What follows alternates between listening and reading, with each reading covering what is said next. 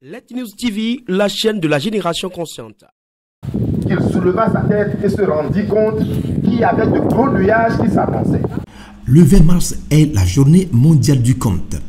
Pour cette célébration, le maire de la commune Vaudeux, Navo Koko Messan, a organisé une soirée de conte sous l'arbre jumeau à Togoville, Rechavi, Logotigomé.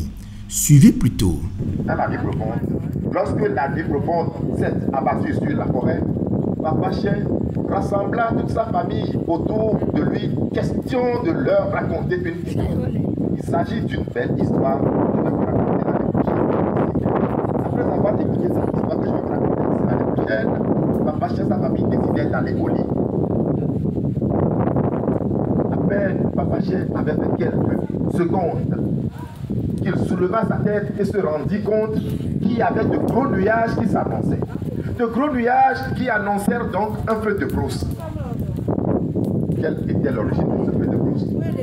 C'est le feu qui a vu rôtir le pauvre lièvre à la chasse, qui s'est répandu et qui commença donc à pointer son nez sur les cases de toutes les familles des animaux. Le danger s'est abattu sur la forêt. Au nom du mensonge de Loulou, qui avait promis que le feu était véritablement éteint, alors que Loulou n'avait pas éteint le feu. Ce feu a entraîné un feu de brousse qui a déclaré sa guerre à tous les animaux. Les animaux fuirent donc la forêt pour une destination inconnue. Dans leur fuite, la famille de Chien rencontra un berger. Il demanda au berger de les héberger, Papa Chien. Papa Chien, lorsqu'il avait demandé au berger de les héberger, le berger accepta de les héberger, mais sous quelques conditions. Il se tourna d'abord vers Loulou l'aîné et lui dit: quelque chose me dit que tu es un menteur. Tu as menti. C'est au nom de, de ton mensonge que le feu s'est abattu sur la forêt. Donc toi, Loulou l'aîné, tu dois accepter m'accompagner chaque jour que le Créateur fera au pâturage, histoire de perdre mes troupeaux. Si tu acceptes, je vous hébergerai chez moi. Loulou l'aîné a accepté cette condition. Mon arrière-grand-père a dit à mon arrière-grand-père, lui l'a dit à mon grand-père a dit à mon père a dit à ma mère m'a dit que c'est à dater de ce jour que le chien berger a vu le jour. Que le chien berger a vu le jour. Il se tourna également, le berger, vers toute la famille et leur dit: vous savez, j'étais seul dans ma famille, dans ma maison. Chaque jour, j'allais à la chasse pour ramener des gibiers qui doivent remplir ma pente. Et puisque vous voulez que je vous héberge, chaque jour que le Créateur fera pour me rendre à la chasse, l'histoire dit que vous êtes de redoutables chasseurs, vous devez m'accompagner également à la chasse. Papa Chien, sa famille acceptèrent cette deuxième condition et donc furent hébergés par le berger. L'histoire dit que c'est à dater de ce jour que le chien, qui était un animal domestique, qu'est-ce que je dis? Un animal qui vivait dans la forêt, un animal qui vivait dans la brousse, dans la grande forêt, en train de chasser lentement et sûrement, qui nourrissait sa panse avec les gibiers, est devenu, grâce à ce berger qui les a hébergés, un animal domestique et vit dans la maison jusqu'à aujourd'hui. Le chien ne retourne plus jamais dans la forêt. Même s'il retourne dans la forêt, c'est pour aller chasser. Il est devenu un animal domestique, certes, vit à la maison aux dépens de l'homme. Le chien vit aujourd'hui aux dépens de l'homme. Mais le chien, comme nous le connaissons chez nous en Afrique ici, n'est pas le chien que nous connaissons en Europe. Parce qu'en Europe, il y a tout pour chien. Il y a des mariages pour chiens. Il y a des habits pour chiens. Il y a des casquettes pour chiens. Il y a des magasins pour chiens. Il y a des cimetières pour chiens. Et les chiens rendent visite à leur mari. On demande la main des chiens. On célèbre de grands mariages pompeux qui coûtent des millions pour les chiens. Ah oui, en Europe c'est comme ça. En Europe, il est possible de faire des abonnements pour des chaînes de télévision pour des chiens. Et le chien s'assoit calmement sur son canapé et regarde les chaînes de télévision. Et les abonnements sont faits spécialement pour eux. Et eux regardent ça. Ça n'est pas comme les chiens qui se trouvent en Afrique. Voilà une histoire que mon arrière-grand-père a raconté à mon arrière-grand-père. Lui l'a raconté à mon arrière-grand-père. Mon arrière-grand-père l'a raconté à mon grand-père. Mon grand-père l'a raconté à mon père. Mon père l'a raconté à ma mère. Ma mère me l'a raconté. Et j'ai la folle envie de la partager avec vous ce soir. Et il faut que l'histoire continue de voyager.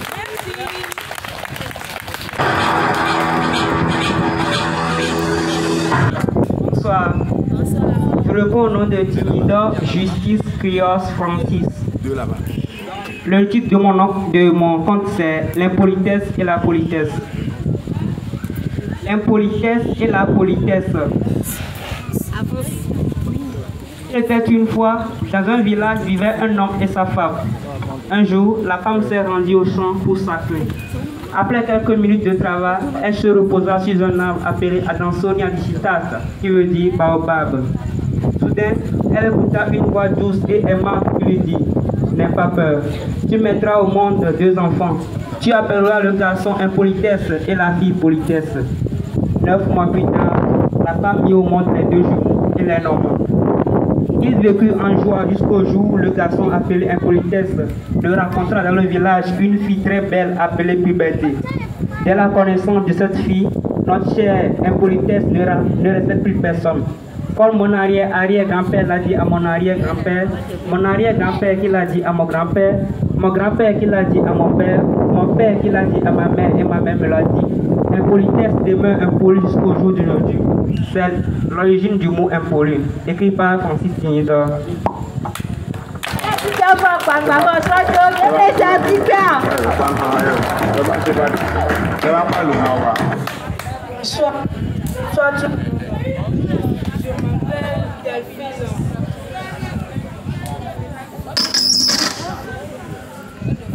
Je m'appelle Delphine. Je suis là ce soir pour vous raconter mon petite histoire. Après cela, je vais vous chanter. Ok. Histoire. Conte. L'araignée et les animaux. L'araignée qui avait voulu tuer tous les animaux sans y parvenir, alla demander conseil à Dieu. Et Dieu dit Dieu, à partir d'aujourd'hui, personne ne se moquera plus de son voisin. Celui qui le fera mourra sur place. Notre araignée part chez elle, prit sa roue et alla au champ. Là, elle se mit à donner des coups de roue sur un rocher afin de faire un sillon. Le rocher était à côté de la piste des animaux. Vers à passer l'éléphant. Et ami araignée, que fais-tu là? As-tu déjà vu quelqu'un cultiver un rocher? L'éléphant tomba mort. L'araignée le mit de côté. Avec cette ruse, elle tua tous les animaux sauf la pintade. Celle-ci perchée sur la branche d'un arbre avait remarqué les tours de la ruse. Notre pintade descendit doucement, passa par la même piste sans maudit. Hé ami pintade, où vas-tu? Je vais chez les chefs pour me faire tresser les cheveux, répondit la pintade. Ha ha pintade, toi qui as toujours la tête dépourvue de plumes, depuis quand as-tu eu assez de cheveux pour te les faire tresser? Ne me trompe pas. À peine l'araignée finit-elle de rire qu'elle tomba morte à son tour. C'est pourquoi il n'est pas bon de se moquer de ses camarades. Merci. Maintenant, je vais vous chanter. C'est pas moi-même qui a fait la chanson, mais c'est la chanson de Kik Messan qui me plaît toujours. Ok. Ndekere moyo mukona benade, afiade kemega le tawana papa olo, atikade kemega komole pelamo, oyagbe dalawa osi dodwi. Ndekere moyo mukona benade, afiade kemega le tawana papa olo, atikade kemega komole pelamo, oyagbe dalawa osi dodwi. Ndokore tonyeba, yamtune be papa, nansare la siwa dema, janam hafi nato. Ndokore tonyeba, yamtune be papa, nansare la siwa dema, janam hafi nato. Yo trokpanglo nambe vigne, nusiade kemela betosiolo, marouye nikan. No si maroma chojina owa megawene ravi agbeto fidela si wane jemena wo lo ravi wa bedokwiwene nene chago na biochochoke neme chago le jiwana choyake esangba dodo chibibi jinawo ebe fako no fako Megaji fuena me adeke ho no fako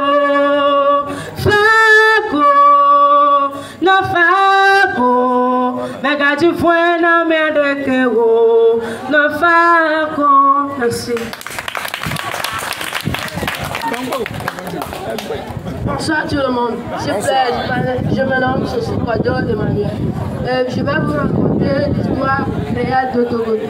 Il était une fois un peuple très ancien qui s'appelait Togodo. Ce peuple ne se nourrissait que des fruits rouges et des viandes noires, surtout celles du python. Il faisait toujours cette coutume. Il se nourrissait toujours de la viande du python. Un jour, le frère aîné des pythons lança une rencontre, prit parole et dit à ses cadets: vous savez bien que ce peuple appelé Togodo nous menace toujours. Il nous prend toujours comme des viandes et nous mange toujours. Donc, je veux qu'on les lance une bataille par le feu rouge qu'il mange toujours. Le plus petit des pythons reprit parole et dit: mon cher grand frère, tu sais bien qu'un fruit est invulnérable à ces imbéciles. Il nous faut plutôt prendre du granit pour leur livrer ce combat. À ces mots, les autres pythons applaudirent le cadet des pythons. Et ils prirent trois jours pour se former et ensuite ils livrèrent le combat au peuple de Togodo. Et ils le gagnèrent. Et après cette bataille, le peuple de Togodo a pris le python comme une divinité et utilise le granit pour faire les idoles. Merci. Donc avec Ocham c'est quoi, avec au service il a bien pratiqué quand les gars quand Tata Jacqueline et maman Ocham a dit la Tata Jacqueline.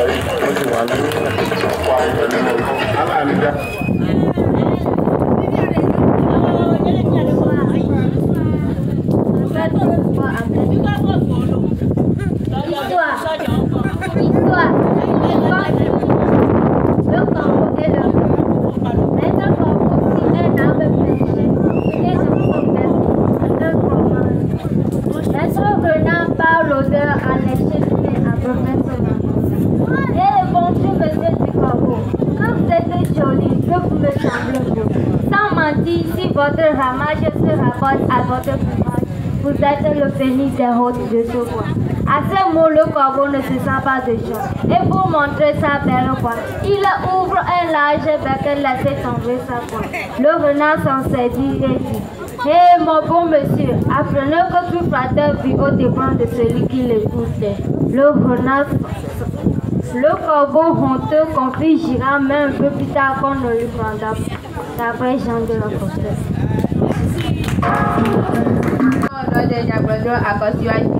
Je suis là ce soir pour vous présenter mon conte. Histoire. Conte. Il était une fois dans un village très lointain, c'est-à-dire au temps où les animaux parlaient, un chasseur et sa mère qui vivaient dans un village avec son chien. Il alla toujours à la chasse. Un beau jour, il est parti pour chasser les animaux. Il n'a rien trouvé à manger. Il est revenu tout seul à la maison avec son chien. Un jour encore, les animaux de la forêt se sont rendus compte que chaque jour, si le chasseur vient chasser, il tue des gros animaux pour rendre à la maison et manger. Donc, dans cette optique, ils ont fait une réunion qu'ils doivent trouver une solution pour tuer ces chasseurs. Dans sa fuite, ils se sont rendus auprès d'un marabout en cherchant un fétiche pour venir tuer ces chasseurs. Dans la réunion, ils ont donné le fétiche à une bufflesse. Le lendemain, quand le chasseur revient dans la forêt, il a vu la bufflesse s'est transformée en un être humain, une très jolie femme.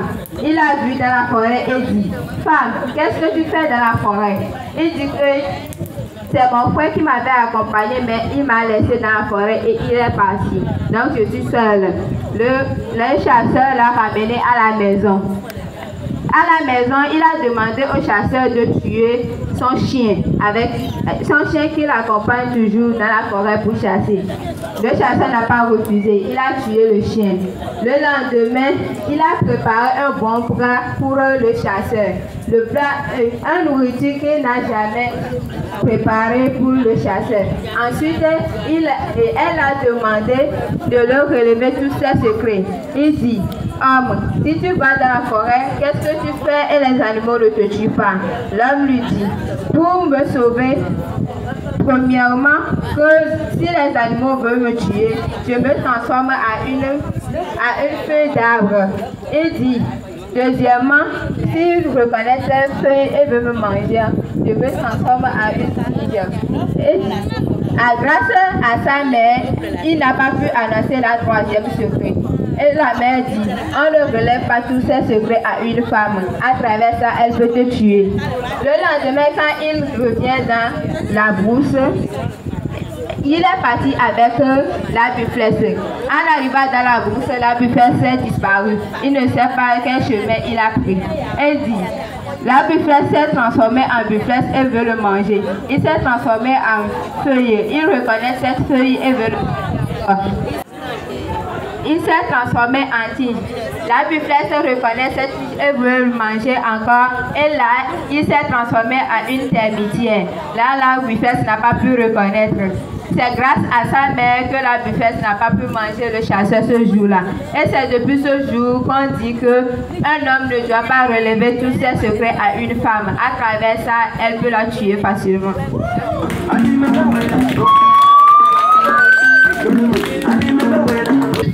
Akuvio le dia de Malefia. Konjo le dia de Malefia.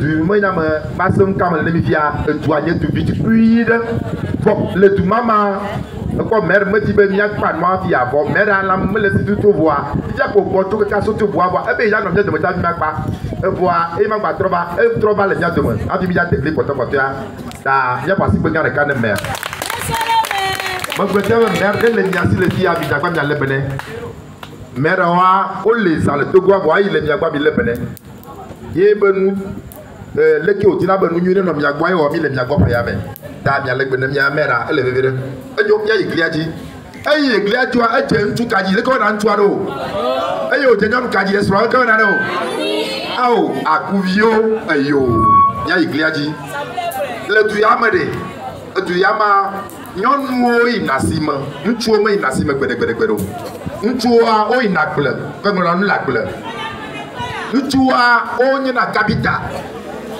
Utua onye na bigla. Utua onye na gbede.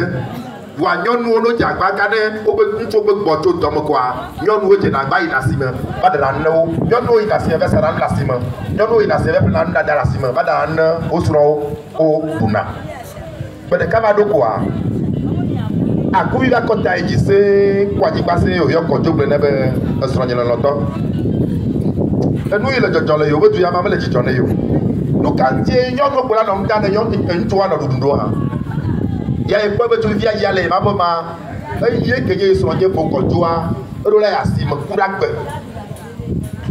eye mi le to ko mia gblɔ be mebe ɖa gbe alo mebe ɖa gbe nyaba sika ɖi la le fi o ku ɖa gbe ya eva dze dze ku ɖa dzi nyuie ɖe ele asime ku ɖa gbe ne asime ku ɖa gbea ele ƒle nu danuwo la gbɔ va ya danu ne yewoa ɖu ne me yi asia me be ƒle nuwo gbe oa ne me yi asia me be ƒle nuwo gbe oa eku ɖa gbe me wotrɔ ma yi me dza danuwo yi me dza danu ne yewoa ɖu o evɔ ne zã dzo va ɖo ga ɖe me ne be yeawɔ nu ya me dza wɔ nu yi o ekɔdzo kpɔ dzi kaka kpɔ anyigba be o wa ne yi me yi asime ku ɖa gbe o be ƒle nu yewo va ɖa o wa ne zã doa wo me dza ɖa nu yaɖu o ne ga ɖe me va ɖo ye be yeawɔ nu ya yi me dza te wɔ nu yi o ya enya ɖe ƒuvi ɖe ne nye woe ɖe leke la wɔ ne nye woe le kɔdzo teƒe ɖe leke la wɔ ya ku ɖa gbe ɖo koa kɔdzo kɔ kusi gã dzɔlu ɖe kɔ ɖe ta esrɔ̃a kuvi gblɔ ne be ne yia ne ƒle akpala ne ƒle salumɔ ne ƒle bɔlu ene ti togoville me bɔlua tututu ne wòaƒle ne ƒle enu yi ɖewoe bi ne nɔ me ne ƒle ademe ne ple saboulé, ne ple atade, ne puis pour non moi me connais de Jésus a dit. Bon ne ple nous que voir un quoi de bonheur non moi me, à tout bonheur non moi me n'est bon. Oui, qui est bon anglo bella asiam, ben non on ne pousse à moi ni jello, c'est que bien dans le tien. Donc vous avez voté avec Nadia, avec donc vous dit, moi je crois qu'on va ne ko yo mo yo jina gbaka ina se on be na no ba jana tutu ba ko na cheche mata egba internet mo e no be lo e ko jo le kusi adeta e o jemo ko jo ya sia e o jera jiji o mayiga lo o mayiga lo oh mayiga lo oh mayiga lo ba mi jo tu mi blagbaja mi jo yi mi blagbaja pada ma ka ba ma yo abajo le Congo oh mayiga lo ko jo jagba ka be do asia mo no se le ke to go ba sia le na e do asia ma ko jo jagba e ple salomo e ple akpala e ple sabule e ple mo ke ko jo jagba ple no ko jo ngba bende kojo no beje kojo mo plejo wa kojo le jijo pon bukusia le jaji le ma goma le jaji ke kama do o ba bonu kwa kojo ba kere ntibe o e mo plejo wa le ke jesi so covid wa e manya no na yi bia o mo te be danwa e o be danwa ka je mo le kwa tukara ba afame dale ke jesi so covid wa ne ga danwa ja bo je mo ba le mo wa ne sa to e be onu e me ya te onu yo ta ya tro ya samene be plejalo kojo ba je mo tro ya se mo be pleja ya te be kojo be pleja e je kojo pla ko da ne kusia mo be ya da follow e chi ga ne gbodo e kojo be ne chi ya to ja jafia ne chi bo nkwa to bo nkwa de fukaka ne chi bo apala ya ba tutunti ne chi bo tadea ya ba tutu tadea nti sabule ne chi bo ya o nya de ke kojo ne yo da pa tutu ma kwa ya ke de fa to dionti bo ne chi se po chede le ke yo ja we ya kojo be chi ma po chede igbedegbero ye kojo be ada fo bo lo ko nyon vi nyu ale ko pole ba adame nyon vi ane je jale ko nyon vi kwa anya be nyon vi ona ne ya te be nyon vi onu yi e be ji loji e kojo ko nu vi ase kokwa e ti bi ada ku vivi re e kojo ko ja ko na nyon vi abede e yon no nya le ko ro na ndo dade yon mi ane ko je na ko ja se ro na yilo ke nyon ma hoja nyon ba ko ja ko ro na boto jo ga ma ji ke nyon no anu ro na boto ka na gba nyon mo ro na nda boto chon ai e kojo cho ja ko na yon vi ma e yon ja ko ja ko ro na boto le vi bene yo be do afuma kwa ya cho ja na kojo lo nya te be ka cho ja na kojo ya cho ja na nyon ja kwa e chi pe ko ne serika e ja ja ja kojo le mo le haji e ji ko mbo o e yo da mo ja kwa e nyon ja ko tu ba boto kwa e la cho je na yilo nya te be kojo be do ba gbo nu tutu kwa ja ko ke serika e o ba nyon mo de kuku o ba ja bi mo de kuku cho je na lo nyon ma be a tu ja na a cho ja na lo e ja ko nyinyi kojo wele ki ta onya ya e wa ne ibe gbo ni so akubi ja be me plejo wa ma ja se ko sere jo bo jo pleja ja be e je ma jo nyinyi e bo e chi ta jo kan e sa ta jo to asia ta o tu wa le ki ta we ya pa me ya be de ma go na isro be ah i pleja bo e ja jo ba nyinyi lo e kojo ja ba kwa po de ka ja na pa me ko be go ja na pa me be ko no ke ko pia sro le mo de ka e de la ba da to bo sro bo ja ba to we jo je de to ti fia de jere ya e kojo ba de ja me na sro akubi be de ne igbo be me plejo wa ible tuwa e ba don kuji be na santo idu no bo e be aru yi mate wo ai na be don kuji ya jita ible jalo fika ja de ya o be ko ja na tu ko ja jide o ko wa na foto yo ko na e chikare ba do e chi ya ja mo ko ya be ko cha be kwa e ja de ya e be ja ni do wa foto e kojo go na akubi go na kojo be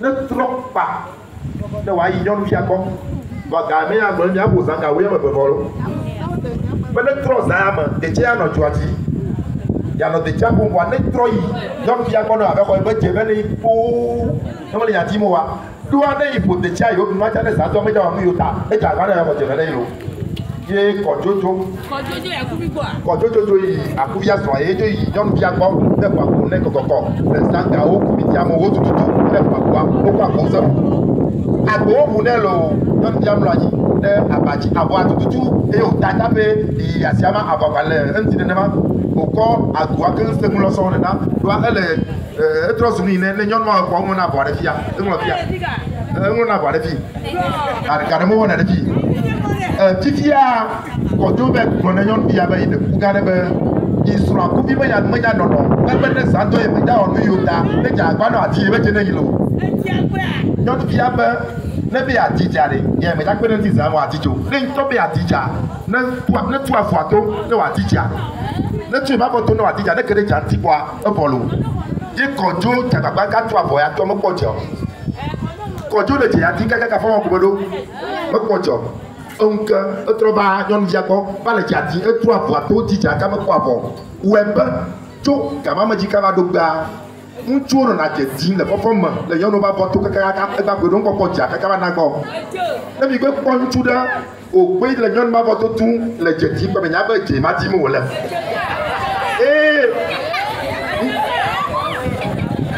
nchu nko ja kaka to ga ma ba do gbo awe be le za do ka do ga na kwa nyono nchu ba no na nyono ba boto ta ano jadi o na jadi o le jadi to ka ma ka na ti che o ba le clear tene mi o popo ja po to gbe nya mo to gbe ko ba ble tonya ko ble no nya ko ba ble me ma ko ble mi le ju ya ko bere le mi pon tu de za ma ga ma yon no mi no san le mi pon mi asro ba le aboto on le mi pon nya ba je di mo le o po kere janti to ka ma ka na gba lo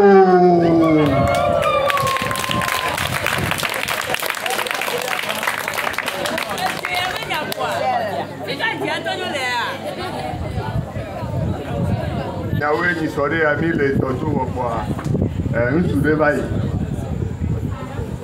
nusọ̀ aṣọ jàǹtà de kára sí wà kẹsọ̀ jàǹtà ẹsọ̀ tẹ̀ bọ́ọ̀jì wà sọ̀ gbọ́nṣà bọ́ọ̀jì ọ̀pọ̀ akẹ́bá tó tọ́jú tọ́jú yóò gbòòrò nọ́nọ́nọ́nọ́ bẹ́ẹ̀ ẹ lànà sọ ẹnu ọ̀dẹ̀kárẹ̀ká kẹsọ̀ náà ìtọ́jú amóbìyàwó mà.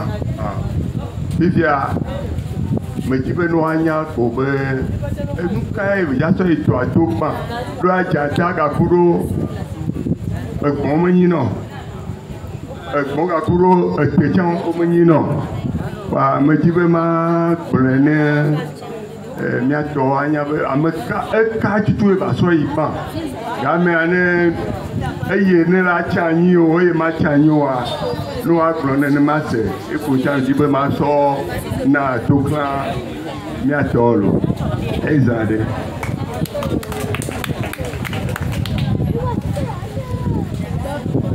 benale ela te so agun deka ela amefe bo este calme bo la so yi deka do ya hu kene le fiwa wo ma te so wa me to ke ku a me so yo wala no so deka aso ito agodo yo bronero ezare. Ok, bien dit, dodo là, papa, mais dodo toi. Et quand si réponse c'est un dodo, mais quand on a vu dodo. Ici,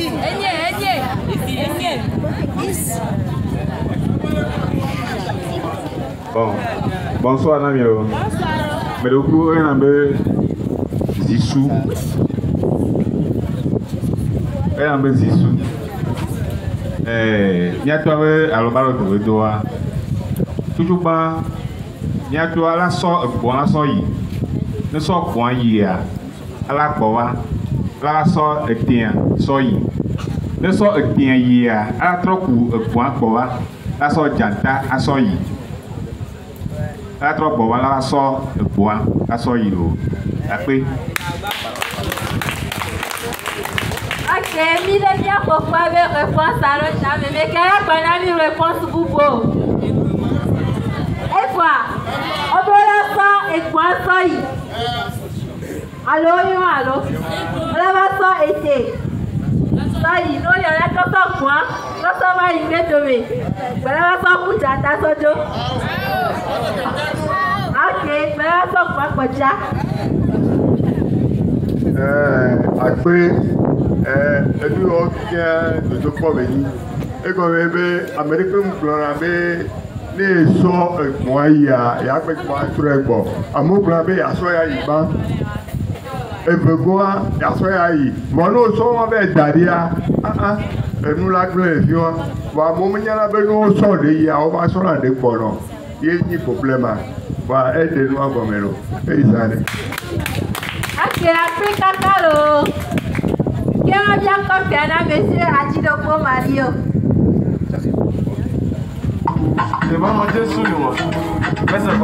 Agno, mi voulais t'amener à Dakpenemi. Ben, Milan, pas Niago, et mi Dakpenem mère.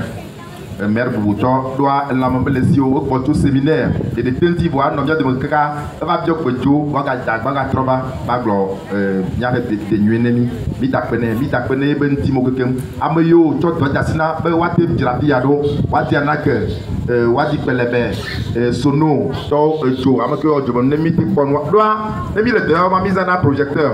Nia Tobin Bachewe paye à mon voix, comme il y a un projecteur, les miassi, comme il y a une couverte, il va prendre le dia, 11 000 mots, tout. Mi glona moïto la fille de Mayon Kwanemio. No mo wa de Goville. D'aba allo commune vote 2. D'aba au festival une fois que on mis la lewasi. Mi glona o ne ma le fima no mo nya o wa. Nke komi le Togoville la ba ko mbli bo lewasi. Ta akpene yibe nke mi toba e jojinani.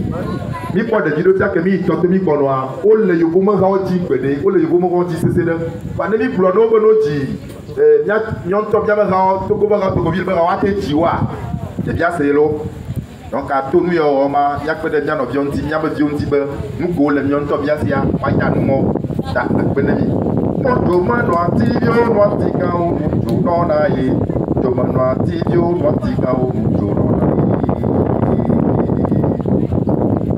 Ojo mano atijio matika ujo nona e jo mano atijio matika ujo nona e o jo nona e o bejo nona e jo mano atijio matika ujo nona e jo mano atijio matika ujo nona e beje kana nona beje kana Beji kanana beji kanana kanla wome la po beji kanana kanla wome la po beji kanana beji kanana ndekpe kubio ha yo mi lo dan la we lo biawe nya le keju ya jo dan la we o dekpe kubio ha yo mi lo dan la we lo biawe nya le keju ya jo Delawi, o yawe nyale ke tu ya jo. Delawi, ale ke tu ya jo. Delawi, o ba de pe ku yo ha yo mi lo. Delawi lo, yawe nyale ke tu ya jo. Delawi. Oh na ba yo be na lo ye. Dada ba yo be dada fa. Oh na ba yo be na lo ye. Dada maya be dada fa na tout cela de quoi kolo kasia do ama na tout cela de quoi kolo bala do na ma no chamalo bo we to chamalo ye no chamalo ye na tout cela de quoi kolo kasia do amalo na tout cela de quoi kolo bala do na ma no chamalo yo ya no chamalo yo no chamalo yeah no tout cela de quoi kolo kasia do ama no tout cela de quoi kolo kasia do ama no chamalo yo Maladiyo pa malade demo kasia majulu makali lawe nanya lu tonya togwe baba madali lawe nanya tonya togwe makali lawe nanya tonya togwe baba madali lawe na o to togwe makali lawe na o to togwe maladiyo pa malade demo obama kulu Makali la we na nyelo tonye togbo. Amari le la we na mia. Amala ti je bo amala nyo mo kasa makulu. Makali la we na nyelo tonye togbo. Baba makali la we na nye tonye togbo. Makali la we na nye tonye togbo. Amadali la we na nye tonye togbo. Makali la we na nye tonye togbo. Mala ti je bo mala dadamo Obama jolo. Makali la we na nye le tonye togbo. Mi jakbene mi ave mera chambe ena be ni ava to drone mi sevivi oji ha chane mi akbene mi ro mi dibo ni achane no va gasha game ni mi ana pole ke mi ana sevivi ro otroya ya jami ba otro drone mi ko mi sonnya le akbena mo ko wa tro drone mi ata akbena o ko mara mi acha wa chono no la mo samo agba wa ne mi de kiaro amoko wa otroya wa fe o wa fofon kumi o wa gbon kumi o ko o nu mi so mi plan nya le mo ngbogboro mi plan wa bon ko ko kwa mo ngbogboro mi fion le mi plan le wa bon ko wa ya cha mi alo nkulo wa bon ko wa ti pe da mo no va mi cha mi agbon be mi cha mi awe ko wa no bo wa baba pe da baba ni mi agba ko jijo ni ya azaya enyo do jijo enemi mi le da pe na mera ne o tri ve megbe o tri ton megbe aba no do vivi le mianchi ano fion mi nu mi ave vi o cha do jijo enemi mi le da pe na mera ne ba yinko do ane yinko ne lo o to dru ne mi ave vi o nu so sron vo gba le mo akpe na mera lo ma da pe be otoya il va comme na dodo de les filles sokoro monsieur le maire nti otodu nemi o wonu ke nemi le to go village ya me pa mi ada pe be enu o ne no fe me nemi ni aller chaque semaine alors chaque fin du mois ne fe me nemi mi acha mi ave vie o parce que mi ato o evai ya to o wonu o vai ta no va le butomi ti fi egbe fi o monsieur le maire va to va le fond enu ya ne fe me nemi o ti no nemi chaque année o soit chaque fin du mois mi acha mi akon ko gbe yi le mo. Let News TV, la chaîne de la génération consciente.